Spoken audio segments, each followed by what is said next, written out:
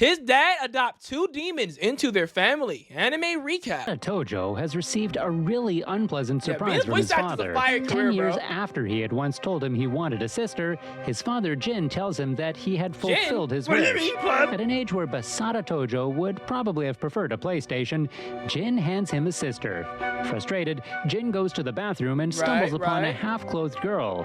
This anime lacks a lot of proper locking systems for doors, and also, why is the girl in a boy's bathroom? Facts. Disregarding all logic, the girl stands up and slaps some sense into Basara.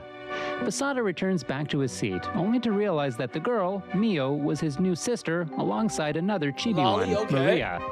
The 2 girls were now going to live alongside them for the rest of their lives. Basara decides not to care too much about this. After all, in this day and age, people do get remarried a lot. However, there is one thing that's off. Jin's supposed second wife is... I'm not gonna lie, bro. Why did the son, bro, and the dad, bro, both got like scars in their face? What the hell? nowhere around. The girls claim that their mom has gone on a business trip, and Jin seems to believe it all too easily. The whole family then starts living together like a real family. However, the what type of system? I'm not gonna say none. Girls can't seem to stop seducing Basara for no apparent reason. They probably saw our Kiss Sis recap and had their mind set on stupidity. Everything is super uncomfortable for Basara. The girls wearing sussy outfits or waking him up by climbing onto him in, well, a really sus way. All of this happens in front of Jin as well, but the man doesn't seem to care. Despite their differences, however, my son got the hose. However, Basara fulfills his duty as a brother and even saves Mio from some goons who try to flirt with her on the street. He takes her to his favorite location and shows her around, promising that their relationship would soon be better with time. That night, however, Jin has to leave on some business trip, although he's a freelancer, and that leaves Basara as the only grown-up at home. He goes to tell the girls about this new development, but the whole house's lights are turned off, and Mio and Marie are sitting down menacingly in the living room. As soon as Basara reaches there, Marie floats in the air and strikes Hey yo, what's she wearing? Hey yo! Him with a magic spell. These two girls were demons. Mio was a demon lord, to be precise, and Marie was her accomplice. The little girl explains how they were going to use Basara's home as their base now and threaten him to leave. Turns out, Basara's dad's whole marriage was a scam, and all that the girls had done was alter the man's memories. The poor man was a simp, but only in his imagination. The girls command Basara to leave immediately, or they would erase his memory. I would not take that from a little girl dressed like that. She needed to be popped. I'll make her watch Black Lagoon. If you know what I know, if you know. As well. Basara has no intention to leave his home and stand still, so Marie chants up a huge memory erasing spell, but surprise, surprise, it doesn't work. In an and my boy was the Flash, goddamn. Absolute plot twist, turns out Basara is an exiled member of the Hero Clan and with extremely great powers. He negates the demon's magic and pulls an Uno reverse on them and commands them to get the hell out of his home instead. Basara then calls his dad to check if he is okay, and turns out Jin was never affected by the magic at all. He was trying to help Mio and Marie. Mio was the daughter of a demon lord who brought peace among all races, but the demon lord was recently killed and passed down his rule and power to his daughter. If you think about it, this is like off-brand High School DxD almost, but I'm not gonna say none. However, since she was still small, she could not use her powers, and her subordinates would no longer listen to her, which is why she was also in danger. It was necessary that Mio was safe so that the peace of the world was kept intact. Mio and Marie, on the other hand, head to the same location where Basara took Mio earlier and are attacked by the demons sent to assassinate them. At first, the two girls are a match with the demons, but are soon overpowered. Luckily for them, they are the protagonists, and so Basara comes to their rescue and saves them. He tells them that, regardless of everything, they were still family, and so he had come to take them back. What is she wearing? Hey, yo. Mio and Marie are extremely apologetic for the way they had tried to hijack the house earlier, and are even more thankful to Basara for accepting them back into the family. Regardless of this, though, the girls are still sussy all the way, and all the bathroom locks in the house still don't seem to work. Basara once more stumbles into a half-naked Mio. Life has returned back to normal, and this time, Basara has decided that he will do everything to protect Mio. Just, hey, yo, bro. Just, hey, yo. He look a human version of Lion-O. What? Later that night, Marie suggests that Basada form a slave and master relationship with Mio so that he can actually truly save Mio wherever she is. At first, Marie tells them that Basada would be the slave, but when the ritual begins, I'm trying to be bro. The demon girl switches the roles. The nips are perky. And Mio is made the slave while Basada becomes her master. Now, it would have been fine if this was... Oh, Lino! Thunder! Thunder! Thundercats! Oh! Yeah, I can see it! I can see it! I can see it now! Oh! I used to love Thundercats, bro. Thundercats was fire. I just had to think about it. Any normal master servant curse, but this was no ordinary curse. Here, if the slave disobeys the master, they will be put in an endless cycle of extreme pleasure. Yes, the kind of pleasure that you guys are imagining. So, every time Mio disobeys even a simple request from Basada, her insides will vibrate like a truck on Gear 1 until Basada himself... It was Thundercats and Young Justice. Goes ahead and pleasures her. This happens at the very beginning as well. As soon as the curse is placed, Mio defies Basada's command, and Basada has to do some extremely demonetized actions, which we cannot show here, to calm her down. One thing is good though, as long as the slave does things out of concern for the master, the curse will not activate. After all that spicy stuff, why is she licking a lollipop like that? I mean, popsicle like that. Hey, yo. Basada and Mio head to school, while Marie, with her fake ID, stays outside keeping watch for some other demons that might try to attack. If things weren't spicy already, Basada encounters one of his old friends, Yuuki, in his new school. The girl obviously has a crush on Basada, but in classic anime MC fashion, he has no idea about it. But Mio knows as soon as she sees her, and boy is she jealous of the two's relationship. She even jumps in between them to try and snatch Basada away.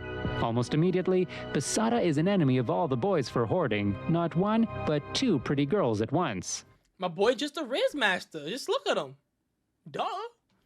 By the end of their class, Mio is a bit distant from Basada because she is pissed at him for getting close to another girl after doing all those sussy things to her the day before. But their conversation is cut midway when Yuuki appears once more and takes Basada away to talk with him in private.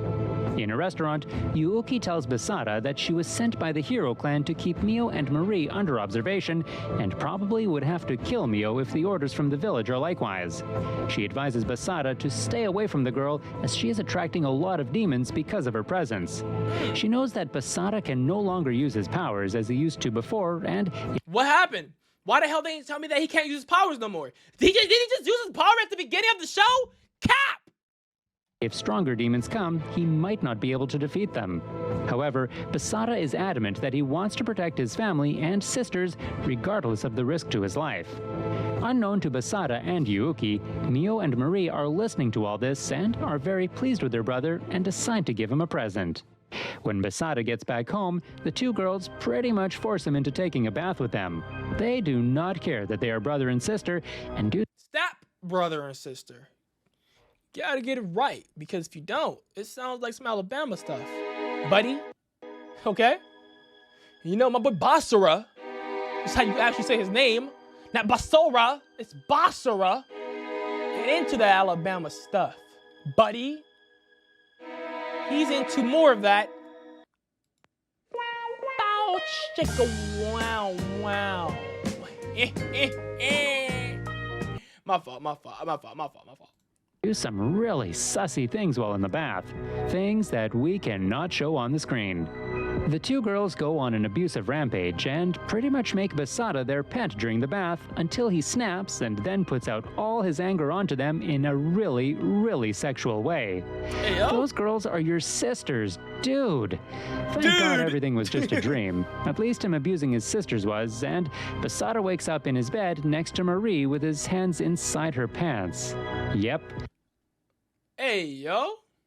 That just happened, but let's not talk about it. The next day in class, once more the servant curse activates and puts Mio in a really uncomfortable condition, so Basara takes her to the nurse's office.